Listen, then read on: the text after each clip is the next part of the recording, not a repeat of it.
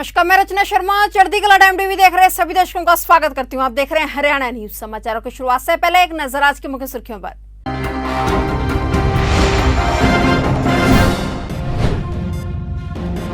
गृह मंत्री विज की किसानों को दो टूक चेतावनी, बर्दाश्त नहीं होंगे ऐसे विरोध, कानून हाथ में ना लें।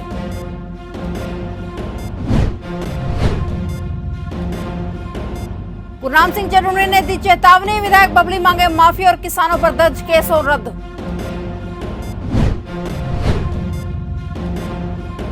डॉक्टर्स और बाबा रामदेव के बीच छिड़ी जंग, बाबा रामदेव के खिलाफ सख्त कार्रवाई की मांग।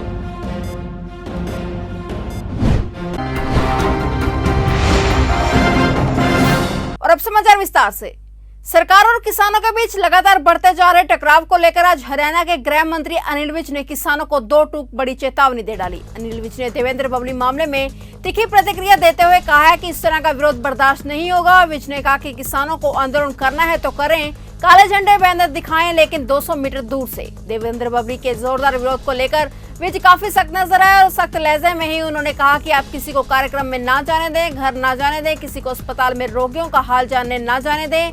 आखिर ये कैसा आंदोलन है? विज यही नहीं रुके, उन्होंने बताया कि बीते रोज हुए प्रकरण की एक बात एफआईआर में दर्ज है और इस मामले में सख्त कार्रवाई की जाएगी। विज ने आज कड़े शब्दों में चेतावनी देते हुए कहा है कि कानून किसी को हाथ में लेने नहीं दिया जाएगा। टोहाना में मंगलवार को विधायक देवेंद्र सिंह व किसानों के बीच हुए विवाद के बाद आज आसपास के एरिया में भी भारी संख्या में किसान इकट्ठे हो रहे हैं। विधायक देवेंद्र के पक्ष के द्वारा भी पुलिस को शिकायत दी गई है। जानकारी के अनुसार इस मामले में विधायक देवेंद्र के पक्ष में दी गई शिकायत के आधार पर पुलिस ने 2 अलग-अलग मामलों में किसानों पर अभियोग दर्ज किए हैं। इस पर किसानों का नेतृत्व करने वाले गुरनाम सिंह चढ़ूनी ने मंच के माध्यम से चेतावनी दी है कि प्रशासन किसानों पर दर्ज केस वापस ले। इसके साथ ही विधायक देवेंद्र किसानों से माफी मांगे। उन्होंने कहा कि अगर ऐसा नहीं होता तो किसान अपने आंदोलन की नई रणनीति बनाएंगे। बता दें कि किसान टोहाना हिसार चंडीगढ़ सड़क मार्ग पर पक्का किसान मोर्चा पर भारी संख्या में डटे हुए हैं। हरियाणा खेल मंत्री संदीप सिंह ने अंबाला शहर स्टेडियम का दौरा कर वहां बन रहे स्विमिंग पूल का जायजा लिया, वहां उचित दिशा निर्देश दिए। वहीं उन्होंने खेलो इंडिया के विषय में सवाल पूछने पर कहा है कि उससे पहले ओलंपिक्स हैं और सभी तैयारियां उसी तर्ज पर पूरी की जाएंगी। खेलो इंडिया से पहले ओलंपिक्स है और ओलंपिक्स के पैटर्न के ऊपर ही हम खेलो इंडिया करवाएंगे। और दूसरी बात यह है कि खेलो इंडिया की तैयारियां इंफ्रा के ऊपर काफ़ी अच्छी जोरों शोरों पर चल रही हैं और जो भी हमें सेंट्रल गवर्नमेंट से फंड आना है इंफ्रा को लेकर, चाहे वो होस्ट करने को लेकर, वो काफ़ी उन्होंने अच्छे अमाउंट में दे चुके हैं। और एक हमारी सबसे बड़ी खुशखबरी की बात यह है कि हमें centre of excellence Khelo India Panchkula को मिल गया है। तो ये एक सौभाग्य की बात है कि हमारे यहाँ के खिलाड़ी और अच्छी ट्रेनिंग कर पाएंगे। एक और कोरोना संक्रमण के दौरान लोगों को साफ सफाई रखने व स्वच्छता का विशेष ध्यान रखने के बारे में प्रोत्साहित व जागरूक किया जा रहा है। वहीं दूसरी ओर खंड के गांव टिकरौता से नांगलमाला, सतनाली मोड़ व बारड़ा की ओर जाने वाले मुख्य रास्ते पर पानी निकासी व्यवस्था के अभाव में पिछले करीब 2 वर्ष से गंदा पानी मुख्य रास्ते पर बह रहा है। इस कारण ग्रामीणों व राहगीरों को परेशानी उठानी पड़ रही है। ग्रामीण समस्या के स्थायी समाधान के लिए अनेकों बार बीडीपीओ तक से गुहार लगा चुके हैं, परंतु जल निकासी व्यवस्था कायम करने के लिए कोई प्रयास नहीं किए गए। ऐसे में गंदे पानी की निकासी व व्यवस्था कायम न करवाने पर ग्रामीणों में खासा रोष देखने को मिला। ग्रामीणों ने मामले की जांच की मांग करते हुए समस्या समाधान की गुहार लगाई है। विधायक देवेंद्र सिंह बबली के व्यवहार से खफा किसानों ने टोहाना के हिसार चंडीगढ़ टोहाना सड़क मार्ग को लगभग 4 घंटे तक जाम रखा। यह जाम एसडीएम टोहाना गौरव अंतिल के आश्वासन के बाद किसानों ने खोला। किसानों ने स्पष्ट रूप से कहा कि यदि कल सुबह 9 बजे तक प्रशासन किसानों की शिकायत को लेकर ठोस कार्रवाई नहीं करता तो किसान कल 9 बजे के बाद कोई बड़ा आंदोलन करने को मजबूर होंगे। इस बारे में जिला पुलिस कप्तान राजेश कुमार ने बताया कि ये जो घटनाक्रम हुआ है इसके बाद किसानों द्वारा जाम लगाया गया था। एसडीएम व डीएसपी ने मौके पर जाकर जाम खुलवा दिया है। उन्होंने बताया कि इस घटना के बाद दोनों पक्षों की तरफ से शिकायतें आई हैं, जिनकी जांच की जाएगी और नियमानुसार कार्रवाई की जाएगी। शांतिपूर्ण ढंग से विरोध प्रदर्शन रहा है, तो मेरा सभी किसान भाइयों से निवेदन है कि इस शांति को बनाए रखें। चनोनी साहब का भी एक अभी वीडियो आया है कि जो अभी आपने सड़कें जाम की हैं टोहाना में या हरियाणा में कहीं भी, आप वो जाम खोल दें। जो भी आपकी इसमें ग्रीवेंसेज हैं, जो शिकायतें कंप्लेंट्स हैं, वो हमने डिटेल में उनकी बात की। अभी जो राजेंद्र जी तमैन गांव से हैं, उन्होंने एक कंप्लेंट भी दी है डिप्टी साहब को, उसकी भी हम जांच कराएंगे। पर कोई भी अगर किसी की शिकायत है, सिस्टम से कोई परेशानी है, तो उसका सॉल्यूशन, उसका हल हमेशा एक शांतिपूर्ण ढंग से संवाद से होता है। आज जो मार्केट में हुआ कि हमारे जो विधायक जी हैं वो कुछ पर्सनल काम से जा रहे थे, तो जो भी कारण रहा कि सामने से एक गाड़ी आई, उनका रास्ता रोका और वो जो एक दुर्भाग्यपूर्ण घटना हुई गाली गलौज की, वो मैं नहीं समझता वो होनी चाहिए थी। किसी भी पक्ष की वो गलती है तो मैं कहूँगा कि ऐसा उसकी पुनरावृत्ति ना हो। उसके बाद हॉस्पिटल में भी जब वो गए तो कुछ एक सहायता करने ही गए थे प्रशासन की। N95 मास्क थे वो वहाँ दे के आए, पहले भी उन्होंने ऑक्सीजन कंसंट्रेटर्स दिए हैं। तो थोड़ा सा मैं पुनः आप सबसे निवेदन करूँगा कि इस प्रकार से सड़क पे हम जाम लगाएं और कोई पर्सनल कार्य के लिए अगर जाए तो उसका हम विरोध ना करें। बाकी जो हमारे संविधान में विरोध करने का हक सबको दिया गया है, शांतिपूर्ण ढंग से आप विरोध कर सकते हैं। धन्यवाद। कैथल जिले के बड़े नगर कलायत में भी श्री अग्रवाल सेवा सदन द्वारा अग्रवाल धर्मशाला में कोरोना वैक्सीन कैंप का आयोजन किया गया। शिविर में 200 लोगों के टीकाकरण का लक्ष्य रखा गया। कार्यक्रम की शुरुआत डॉक्टर कुलदीप सिंह द्वारा की गई। शिविर में लोगों ने भारी जोशों से भाग लिया और कोरोना महामारी की चेन को तोड़ा जा सके। प्रधानमंत्री आवास योजना के तहत मिलने वाली सहायता राशि न मिलने से कलायत के वार्ड नंबर 9 से विधवा महिला कृष्णा देवी ने बताया कि वह पिछले करीब 3 वर्ष से नगर पालिका के चक्कर काट रही है, मगर कोई समाधान नहीं हुआ है। उनके पास एक लौता यही मकान है, इससे अलग ना कोई मकान है। कभी भी कोई बड़ा हादसा हो सकता है। मकान पूरी तरह से जर्जर बन चुका है। उन्होंने बताया कि अगर खुदा ना खास्ता यह मकान बच्चों पर गिर जाता है तो इसके जिम्मेदार भी नगर पालिका ही होगी। क्या नाम है जी? कृष्णा जी। कौन से वार्ड में हो? ये 9 है, 10 है, ये रजवाड़ा वार्ड है। अच्छा जी, अच्छा। हाँ, क्या समस्या है जी? समस्या जी देखिए, मकान गिर गया हमारा और 4 साल हो गए। पहले तो मेरे घर वाले के नाम थी, मतलब ये पहले नहीं। अच्छा जी। फिर उसके तो गुजर गया तो हाँ। फिर ये मन साल भर फिर का मेरे नाम करवाई। अच्छा जी। और फाल फूल करके 2000 रुपये लुआई। तो वो बोले भाई तेरे नाम हो जाएगी। तो फिर लाइब्रेरी में 3 साल हो गए, फिर लाइब्रेरी कोई नहीं सुनाई करता। कमेटी में जाऊं, आवेगी नु कहे मंजूर होगी तो तेरे घर में बता देंगे, मंजूर होगी, कोई मकान देखने भी नहीं आता। राज्यसभा सांसद दीपेंद्र हुड्डा की टीम ने निसिंग के सामुदायिक स्वास्थ्य केंद्र में कोरोना मरीजों के लिए ऑक्सीजन कंसंट्रेटर भेंट किए, जिसकी अध्यक्षता वेद प्रकाश त्यागी, बलबीर राणा, पूर्व ब्लॉक प्रधान महल सिंह व नपा के पूर्व चेयरमैन बलदेव सिंह बरियार ने की, जिसमें कोऑर्डिनेटर मुस्कान ने पहुंचकर ऑक्सीजन कंसंट्रेटर भेंट किया, जिसमें मरीजों को ऑक्सीजन की कमी के चलते राहत मिलेगी। वे लोगों से अपील की गई कि इस महामारी में सावधानी बरतें और मास्क लगा कर रखें। ये दीपेंद्र हुड्डा सांसद राज्यसभा की टीम ने ये एक बीड़ा उठाया है और ये ऑक्सीजन कंसंट्रेटर जो है ये हर CSC में भेज रहे हैं। कल ही माननीय कुलदीप शर्मा पूर्व स्पीकर की अध्यक्षता में करनाल में 5 CSC को ये कंटेनर उपलब्ध कराए गए हैं और ये टीम दीपेंद्र हुड्डा की मैडम जी हैं, इनकी सारा अगुवाई में हो रहा है। ये इसके कोऑर्डिनेटर हैं और 5 CSC में ये निश्चिंत, असंध, बला और इंद्री और गोंडा में दिए गए हैं और हरियाणा के 12 जिलों में ये दे चुके हैं और आगे भी ये हर रोज किसी न किसी जिले में ये उपलब्ध करा रहे हैं। ये बहुत अच्छी सोच है, हुड्डा जी की रहनुमाई में सारा कार्य हो रहा है। वैक्सीनेशन का अभियान और तेज चलाने के लिए स्वास्थ्य विभाग और प्रशासन मिलकर कार्य करने में जुटे हुए हैं। करनाल में दिव्यांगों के लिए वैक्सीन कैंप लगाया गया, जहां से अलग अलग गांवों से आकर दिव्यांगों ने वैक्सीन लगवाई। वहीं दिव्यांगों का कहना था कि प्रशासन को गांव तक वैक्सीन पहुंचाने का प्रयास करना चाहिए, क्योंकि आने में परेशानी होती है, या फिर कोई ट्रांसपोर्ट की व्यवस्था करनी चाहिए।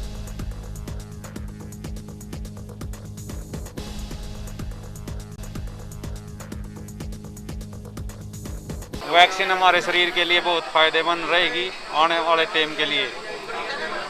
वैक्सीन सरकार ने थोड़े लेट लगाई, विकलांगों पर ध्यान थोड़ा वारी दिया तो है ज़रूर। हम सरकार से कहते हैं सभी को गांव-गांव जाकर हमारा विकलांगों को वैक्सीन ज़रूर लगाए। एक तो जिले में लगाया है, हम कह रहे हैं गांव-गांव जाकर, किसी पर चलने का साधन नहीं है, ऐसे आएगा।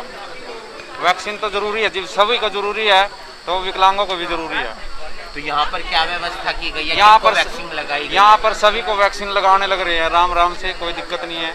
बैठने का सुविधा है, सारे सुख सुविधा है, कोई दिक्कत नहीं। पानी की सुविधा है, ये सैनिटाइजर और ये साबुन भी है, मास्क भी। तो कैसे पहुँचे हैं आप लोग? हम अपने साधनों के साथ पहुँचे हैं। तो आपको लगता है कि एम्बुलेंस की व्यवस्था भी करनी चाहिए कोई? कर रखी है जी ना, जो जहाँ पर हमारे विकलांग ज्यादा इकट्ठे हो रहे हैं ना, वहाँ से अपने सरकार के साधनों में आ रहे हैं। हरियाणा विधानसभा के पूर्व स्पीकर और कांग्रेस नेता कुलदीप शर्मा ने हरियाणा सरकार को जमकर घेरा और मुख्यमंत्री मनोहर लाल खट्टर को आड़े हाथों लिया। कुलदीप शर्मा ने कहा कि हरियाणा के मुख्यमंत्री मनोहर लाल प्रधानमंत्री से मिलकर उनकी आंखों पर चश्मा चढ़ाकर जीवन दान ले आए हैं। कांग्रेस चाहती है कि अगले चुनाव तक वही हरियाणा के मुख्यमंत्री रहें, उन्हें बदला ना जाए क्योंकि वे सबसे आसान शिकार हैं। वहीं मुख्यमंत्री मनोहर लाल और केजरीवाल की बयानबाजी पर उन्होंने कहा कि मुख्यमंत्री मनोहर लाल को अपने सभी मीडिया एडवाइजर को बुलाकर उनकी सलाह लेकर टीवी पर बोलने की जरूरत है। आप प्रेस के लोग ही ज्यादा पूछते हैं, कहते हैं कि ये सीएम सिटी है। सीएम तो यहां कभी कभी अवतार के रूप में आते हैं हेलीकॉप्टर से। सिटी तो ये हमारा है।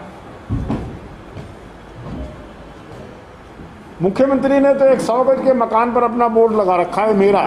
कभी आए वहां ठहरे? कभी जन समस्याएं सुनी है? और मुख्यमंत्री मिल रहे हैं प्रधानमंत्री से, तो राजनीति कौन कर रहा है भाई? प्रधानमंत्री को ये कहकर आए हैं मुख्यमंत्री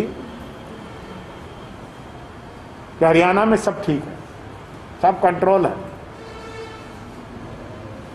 हमने किसानों की अच्छी लठ से पिटाई की है, वो भी शांत हो गए।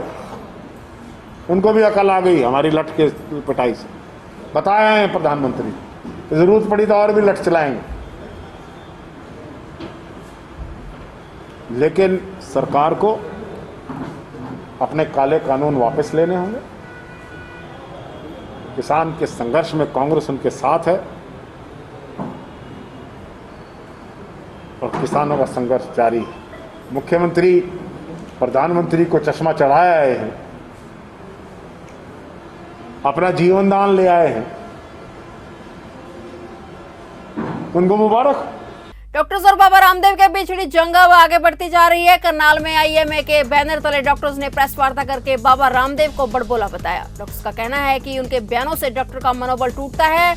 बाबा रामदेव के खिलाफ डॉक्टर्स का हल्ला बोल अब तेज हो गया है। डॉक्टर्स का कहना है कि एलोपैथी के खिलाफ बाबा रामदेव पहले खुद गलत बयान देते हैं और उसके बाद वापस ले लेते हैं। ऐसे में सरकार को बाबा रामदेव के खिलाफ सख्त कार्रवाई करने की जरूरत है।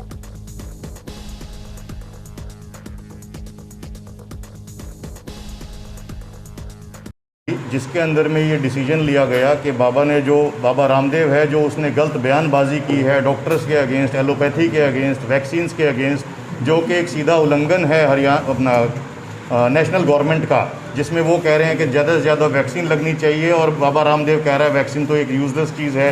ICMR की गाइडलाइंस हैं, ट्रीटमेंट प्रोटोकॉल जितने बनाए गए सब वही फॉलो हुए। सभी हॉस्पिटल्स में डॉक्टर्स ने वही फॉलो किए। ट्रीटमेंट जो दिया गया पेशेंट्स को उन ICMR गाइडलाइंस के तहत ही दिया गया। और उनका कहना कि जी हज़ारों डॉक्टर मर गए और उनको वैक्सीन्स भी लगी थी, जो अपने आप को नहीं बचा सकते वो दूसरों को क्या बचाएंगे। इस तरीके के दुर्भाग्यपूर्ण बयान जो उन्होंने दिए हैं हम उसकी भर्त्सना करते हैं और सरकार से हमारा यही अनुरोध है, न्यायपालिका से, सरकार से और एडमिनिस्ट्रेशन से यही हमारा अनुरोध है कि उनके प्रति एक्शन लिया जाए और उनकी इस गलत बयानबाजी को रोका जाए। करनाल में करन लेक के पास स्थित नहर में महिला ने अपने 5 साल के बच्चे के साथ छलांग लगा दी। पास स्थित गांव के लोगों ने महिला को नहर में छलांग लगाते हुए देखा। गांव के लोगों का कहना है कि महिला पहले ट्रक के नीचे आ रही थी लेकिन तब ट्रक वाले ने सूझबूझ दिखाई और महिला को बचा लिया। लेकिन उसके बाद महिला ने अपने छोटे बच्चे के साथ नहर में छलांग लगाई, जिसके बाद गाँव के व्यक्ति ने महिला को बचाने के लिए नहर में उसके पीछे छलांग लगा दी। महिला को बड़ी मुशक्कत के बाद बाहर निकाला गया लेकिन बच्चा नहर में बह गया। महिला कुरुक्षेत्र के पास एक गांव की रहने वाली है और किन कारणों से उसने नहर में छलांग लगाई है यह अभी तक स्पष्ट नहीं हो पाया है। इस बात की जानकारी पुलिस और गोताखोरों को दी गई, जिसके बाद वो मौके पर पहुंचे और महिला को उपचार के लिए हॉस्पिटल में भर्ती कराया गया। वहीं बच्चे को ढूंढने के लिए गोताखोर नहर में प्रयास कर रहे हैं। ये यहाँ उचाणा लेक के पास जो नहर का पुल है हाईवे का, यहाँ पे हमें सूचना मिली थी कि एक लेडीज़ ने छलांग लगाई है, तो मौके पे पहुँचे हैं। उस लेडीज़ को निकाल लिया गया है। यहीं हमारे एक नौजवान साथी खड़े हैं जिन्होंने उसको देखा और फिर उसको बाहर निकाल लिया। लेकिन बाहर निकालने के बाद उस लेडीज़ से जो जानकारी मिली है कि उसकी गोद में 4 साल का बच्चा था। तो लेडीज़ की उम्र कितनी है सर? लेडीज़ की उम्र 30 के अबाउट है। कहाँ की रहने वाली है सर? ये बोडी गांव है, कुरुक्षेत्र में पड़ता है। पता चला क्यों सर इसने किया इस तरह का सुसाइड प्रयास? अभी वो ज़्यादा मुझसे बात नहीं कर पाए हैं, उसकी थोड़ी मानसिक स्थिति ऐसी है, डरी हुई है ज़्यादा। तो अभी वो बच्चे के बारे में देखा जा रहा है, अगर किसी तरह पॉसिबल हो। 4 साल का बच्चा है? 4 साल का बच्चा बताया। भारतीय किसान यूनियन ने 3 कृषि कानूनों को लागू करने के 1 साल पूरा होने पर 5 जून को विधायकों, सांसदों और मंत्रियों के आवास पर विरोध प्रदर्शन करने का निर्णय लिया है। इस मौके पर किसान मोमबत्तियां जलाएंगे और 3 कृषि कानूनों की प्रतियों की होली भी जलाएंगे। इस विरोध प्रदर्शन को सफल बनाने के लिए इंद्री नाच मंडी में भारतीय किसान यूनियन के पदाधिकारियों की बैठक हुई और इस बैठक में इंद्री क्षेत्र में भाजपा विधायक के आवास पर ही इन कृषि कानूनों की होली जलाने का निर्णय लिया गया। आज जो संयुक्त किसान मोर्चे की तरफ से आह्वान हो रहा है दिल्ली से, भाई 5 तारीख को 5 जून को पिछले साल इन्होंने एक अध्यादेश जारी करके 3 काले कानून धक्के बनाकर थोप दिए थे जनता के, उसको 1 साल होने दे रहा। तो वहाँ पे उन्होंने एक फैसला लिया कि 5 जून को 3 काले कानूनों की प्रतियाँ हर MP का, MLA का, अगर किसी ब्लॉक में MP MLA नहीं है तो वहाँ जो आला अधिकारी है, चाहे वो SDM है, चाहे DC है, चाहे वो DRO है, या इनका कोई चेयरमैन है, पदाधिकारी, आला अधिकारी भाजपा का या जजपा का, तो इनके दरवाजे पर इन काले कानूनों की, कृषि वाले काले कानूनों की, और एक जो ना 2020 में बिलों का विधेयक पास करके और वो थोप दिए थे, उनकी दोनों की, बिजली बिलों की और कृषि काले कानूनों की प्रतियां जलाई जाएंगी।